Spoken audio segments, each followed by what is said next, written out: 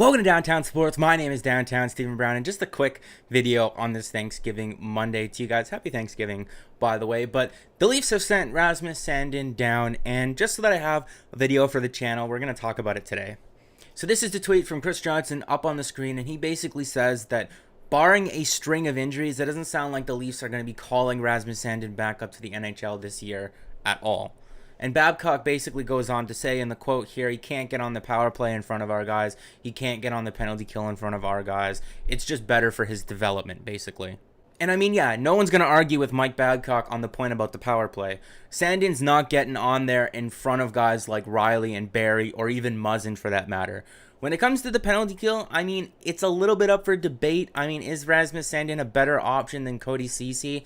At this point in his career, I think it's just better for his development. But when we look at what it means for the contractual status, then I think that you guys aren't going to be upset with this, and you're going to say, yeah, send him back down.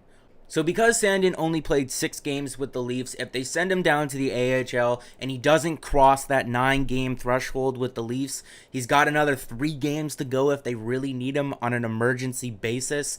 Then his entry-level contract will slide to next year, and he'll still have 3 years remaining on his contract at the end of this year for under $1 million. And if you're not already 100% on board with this decision, this will definitely sway you that way.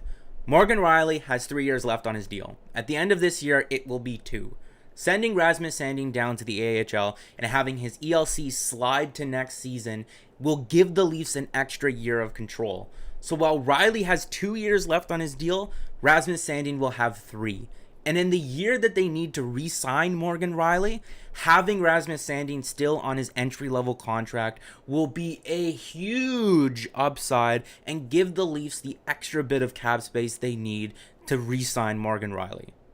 And this is the Maple Leafs' decor right now, and I'm not splitting hairs on whether Rasmus Sandin is better than Justin Holl or Martin Marincin. That's not the conversation that we need to be having right now. Let's say that when Travis Dermott gets back from injury, you scratch Martin Marincin. For whatever reason, it doesn't really matter. There's no ice time. There's not enough ice time to go around to develop both Rasmus Sandin and Travis Dermott. And at this point in their careers, Travis Dermott is at a more pivotal developmental year than Rasmus Sandin is. Sandin is 19 years old. He's going to go down to the AHL. His contract will slide, and he'll be able to play 20 to 25 minutes against top competition on Power Play 1 and Penalty Kill 1. We need to know what Travis Dermott is because he's in a contract year, and we need to be able to give him maybe not so much Power Play time, but at least Penalty Kill time, because he's going to need to be able to take a step next year. Because when you look at this Maple Leafs' decor, Jake Muzzin might not be there, Cody Ceci's definitely not going to be there, and Tyson Barrie might not be there. And I mean, that's it. It's as simple as that. He had some games where he looked really good. He had some games where he didn't. And I mean, when you look at this, it really says it all. Those are not the type of minutes that you want Rasmus Sandin to be playing at this point in his career. And the minutes that you do want him to be playing just aren't available with the Maple Leafs right now.